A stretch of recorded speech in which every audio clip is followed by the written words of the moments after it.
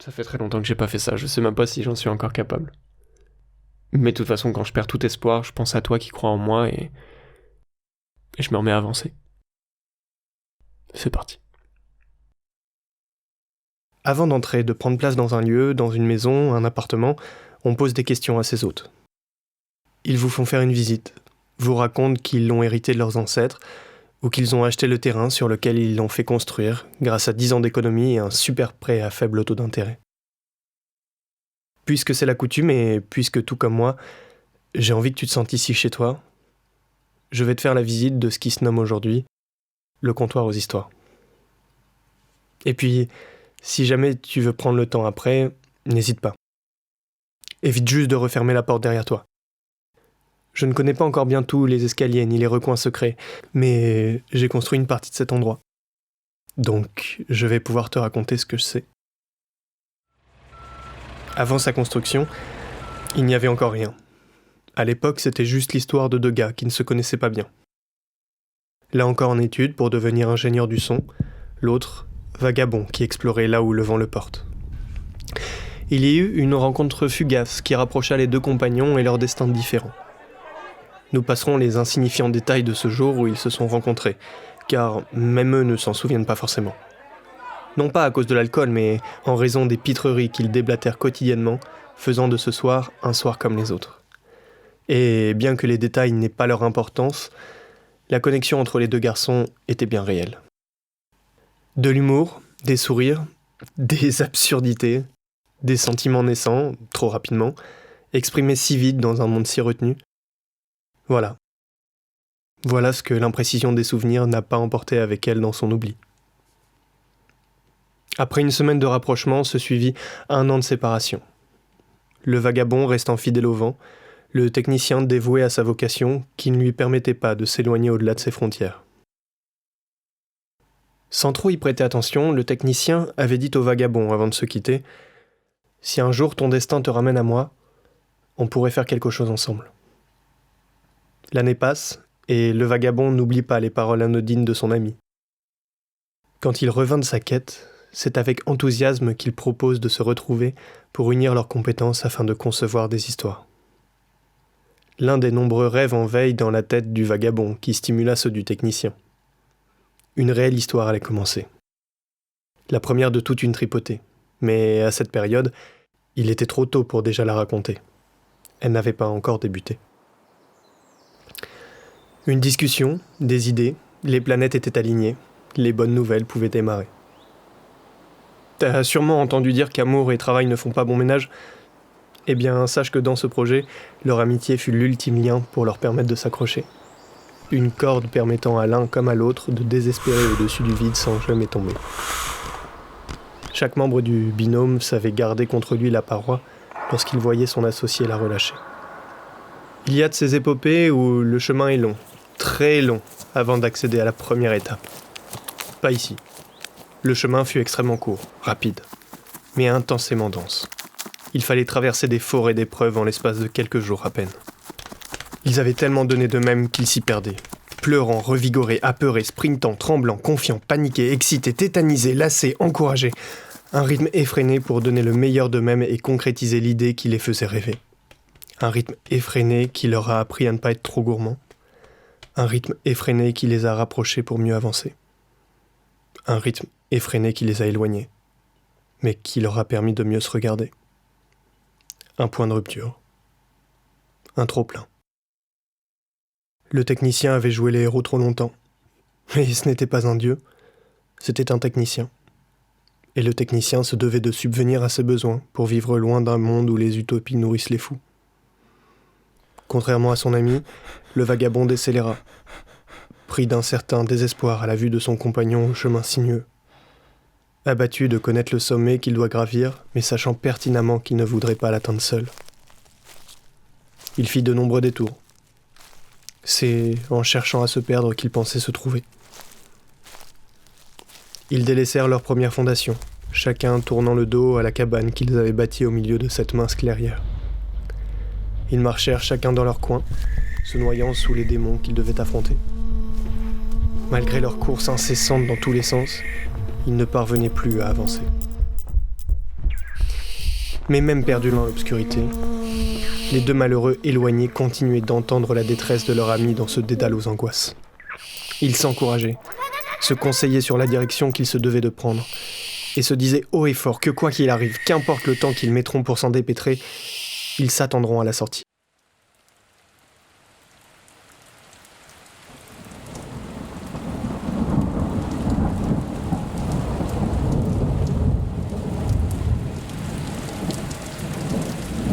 Les mots des promesses sont du miel aux oreilles des désespérés, mais ils ne sont pas du carburant. Impossible de gravir la prochaine marche avec pour seule décision celle d'attendre l'espoir d'un jour meilleur. D'un œil extérieur, c'est donc le silence qui prit toute la place. Convaincu de sortir vainqueur de son inconfortable périple dans les méandres de la vie d'adulte, le technicien était sûr de lui. Sûr qu'il ne tarderait pas de revenir à la maison. Cependant, confondant guerre et bataille, il se persuadait tous les jours qu'il reviendrait le lendemain. Nombreux sont les hier qui sont passés depuis ce jour. Aujourd'hui, le technicien a quitté les ronces de l'instabilité qui jonchaient les terres de la forêt afin d'arriver à sa lisière. Il est arrivé au pied d'un vaste et époustouflant ravin qu'il lui tarde de franchir. Une longue aventure s'offre à lui, loin du rêve qu'il partageait avec le vagabond. Cette longue aventure, c'est celle de l'amour. La seule qui ne cesse de se poursuivre et qui viendra ponctuer la suite de ma narration. Je ne parle pas de l'amour qui pousse à l'absurdité de se jeter du haut de cette falaise pour un oui ou pour un non. Je vous parle de celui qui permet de décoller progressivement du sol jusqu'à apprendre à voler. Rassure-toi, il connaît le chemin pour entrer à la maison. Lorsqu'elle sera posée, la porte lui sera toujours ouverte, même s'il choisit de ne jamais la pousser. Le jour de son retour, ce ne sera plus un technicien qui posera ses pieds sur le palier, mais un véritable aventurier. Mais qu'en est-il du vagabond ? Impatient de réaliser son ouvrage, il ne s'était jamais trop éloigné dans les broussailles, gardant toujours un pied dans cette clairière qui l'enchantait. Il avait rassemblé des branches et des rochers pour poursuivre l'élaboration de l'ancienne bâtisse qui commençait doucement à être conquise par le lierre. Entreposant une à une de nouvelles briques pour repartir sur des fondations plus durables, il se fatiguait dans l'attente de son ami. N'étant même plus maître des illusions dans lesquelles il s'était bercé, il préférait ne pas regarder ses blessures plutôt que de les penser. Les jours passèrent, les mois aussi. La liqueur de l'espoir devint un poison acide se propageant dans le corps du vagabond. Ses yeux devenaient obsédés par les gravats. Certains visiteurs apportèrent leur savoir et leurs matériaux, voyant bien que seul, ce vagabond aux aspirations de sédentaire n'avait même pas à courir pour foncer droit dans le mur. Seulement 3 passants eurent la force nécessaire pour faire encore plus qu'apporter des pierres à l'édifice. Ces 3-là n'étaient autres que le soleil, la nature et le singe. Chacun à leur manière, ils arrivaient à lui ouvrir les yeux et à dissiper le brouillard qui rendait son regard vitreux. Le forçant à recracher l'espoir, ils lui donnèrent à la place l'envie, la confiance et la vérité. Sans le savoir, ce trio lui avait apporté quelque chose que j'ai cité précédemment et qui, jusque-là, avait été le plus puissant des ciments dans son ouvrage comme dans sa vie. Le trio lui avait donné de l'amour. Ce n'était pas la première fois qu'il était confronté à leurs conseils, et ça ne serait pas non plus la dernière. Le vagabond ne ferait plus l'erreur de courir les anges, alors que son cœur trouve la sérénité sur ces 3 piliers qui s'érigent depuis la terre. Le soleil n'est rien de moins qu'une source de vie. On ne peut rien contre le soleil. On peut le chanter, le bénir, le fêter, lui faire des sacrifices, ou ne rien faire du tout. Cela n'y change rien. Le soleil, foyer de nos journées, continue d'étinceler dans le ciel, avec ou sans nous. Mais lorsque le vagabond apprit l'existence de cette sphère radieuse, il en tomba amoureux. Jusque-là, le cœur bouché par l'obscurité, il n'aurait pas imaginé quelque chose d'assez puissant pour lui insuffler à nouveau le battement de l'envie. Il en était si amoureux qu'il arpenta le monde afin de l'enlacer. Étant une étoile si attirante, il en délaissait parfois trop longtemps son projet. Aveuglé au point qu'il ne voyait pas que le souci qu'il rencontrait n'était pas un problème de béton, mais d'ouvrier. Un jour, le soleil le prit en aparté, pour lui expliquer qu'il n'avait pas à se faire tant de mal en courant après lui.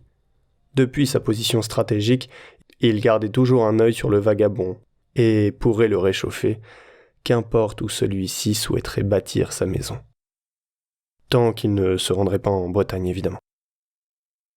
Tout autour de la Terre, le soleil poursuivit sa trajectoire, et même caché derrière les nuages, leur relation ne disparaîtrait pas tant que le soleil continuerait de briller, et le vagabond de le chercher une fois la nuit tombée. Suite aux paroles du soleil, mais surtout grâce à la caresse de ses encouragements, le vagabond s'est remis à construire dans les meilleures conditions. La nature, silencieuse et docile, fragile aux agressions des humains, devient destructrice et toute puissante quand il s'agit de les rappeler à l'ordre. Pendant la construction, elle s'est continuellement attaquée aux travaux, dans les deux sens du terme. Lorsque les cloisons étaient trop frêles, elle les a balayées, forçant le garçon à les rebâtir plus solidement. Lorsqu'il n'y avait pas de carrelage, elle noya la terre jusqu'à en faire de la boue. Il fallut que le vagabond se décide à recouvrir le sol de 30 seaux afin de pouvoir réutiliser la pluie tombée pendant les jours de sécheresse. Alors même que les fenêtres n'étaient pas tracées sur le plan d'origine, la nature perça des trous parmi les briques pour permettre de laisser entrer la lumière du soleil. Les plantes grimpantes qu'elle développait ont su recouvrir l'endroit pour le protéger de la tempête. Encerclé par les tiges qui continuaient de pousser, l'habitat grandit de jour en jour sans même que la nature fût consciente des bienfaits qu'elle procurait à l'égard de ses bois. La nature fut une douloureuse bénédiction qui permit au vagabond de maintenir l'envie de son coin de paradis tout en le rendant résistant aux intempéries de la vie. Le singe, lui, est moqueur, mais le singe est malin. Il danse, il se donne en spectacle, il crie fort et camoufle derrière ses artifices sa sagesse et sa bienveillance autant que son savoir. Malheureusement, le singe et le vagabond ne parlent pas le même langage, ce qui a toujours effrayé le vagabond à l'idée de dialoguer ensemble. Le singe, en observateur aguerri, a regardé le vagabond travailler difficilement depuis le début. Le singe est si malin qu'il pourrait même construire à la place du voyageur dans cette clairière qu'il connaît comme ses poils. Mais non, il préfère rire quand une poutre s'écroule sur le sol. Jouer avec son caca est plus facile à entreprendre que bâtir un empire, même lorsqu'on a la capacité de faire les deux. Ce qui n'empêche pas l'animal culotté et sans vêtements de venir distribuer quelques baffes dans les moments où, par exemple, le vagabond projette de créer un escalier en fougère. Le singe est dur. En revanche, quand le vagabond se met à pleurer, il cesse immédiatement de jongler et les moqueries laissent place à une oreille particulièrement attentive. Alors oui, forcément la bête lui cherche des poux, mais n'est-ce pas dans l'unique but de les manger ? Le singe est un visiteur récurrent depuis le début du projet. Il intervient ponctuellement, mais lorsqu'il le fait, il apporte des matériaux mystérieux et inconnus aux constructeurs en herbe. Lorsque la situation devient critique, il ne vient pas avec une grue de 50 mètres en acier, mais avec une petite cheville de bois, parfaitement sculptée, qui parvient à fixer les rêves sur la réalité. C'est donc là, dans les bras du singe et sous ses cris tonitruants, qu'il comprit. Et il comprit qu'il devait se résoudre à ne plus attendre son ami. Déçu d'avoir bafoué les engagements qu'il aurait dû tenir, le vagabond accepta de réaliser seul le vœu qu'ils avaient fait à deux. Alors voilà, comme tu t'en doutes, le vagabond n'est pas un charpentier, mais il sait s'adapter. La toiture risque de laisser passer quelques fuites, mais c'est à force de forger des histoires qu'on devient écrivain. Et qu'on se sent pousser des ailes au point d'échafauder des forteresses. En carton. Qui ne tente rien à rien. Et puis, il aurait été bien regrettable de renoncer à la plume pour une histoire de tuiles. Cet espace, à défaut d'être étanche, aura au moins le mérite d'exister et de proposer aux marcheurs exténués quelques chemins de traverse avant de reprendre leur route. Annoncé au départ comme 1 mois d'absence, c'est 1 année plus tard que l'endroit rouvre ses portes sous un nouveau nom. Le comptoir aux histoires. Un lieu d'échange, un monde de récits, une porte ouverte sur une aventure sans fin, vers des légendes comme vers d'autres histoires contemporaines. Comme tu peux le voir, les quelques fictions déjà là sont celles du passé. Les bonnes nouvelles qui sont restées sur place décorent l'endroit comme une preuve que tout voyage est possible. Cela donne une idée aux nouveaux arrivants sur ce qui se raconte ici, et ça permet aussi aux anciens visiteurs de réécouter l'ensemble des textes sortis à ce jour. Et puis, peut-être, auront-ils eux-mêmes l'envie de s'aventurer dans les profondeurs et de rapporter leur propre récit. Les marches qui y descendent sont juste au bout, à gauche. Juste derrière le comptoir. Ouais, juste... Voilà. Serre-toi, hein. Vas-y, prends donc une histoire. Il y en aura d'autres. Tu peux même la partager sans compter, sans crainte de priver qui que ce soit. On dit que les bibliothèques qui se trouvent ici ne se tarissent jamais. Les histoires s'échangent sans même avoir besoin de les emprunter. Leurs pages se tournent sans même attendre notre toucher. Les mots qu'on y trouve s'envolent aussi bien qu'ils y restent ancrés. Je sais ce que tu vas me dire. Toute histoire a une fin. La nôtre ne fait que commencer. Bon allez, c'est parti.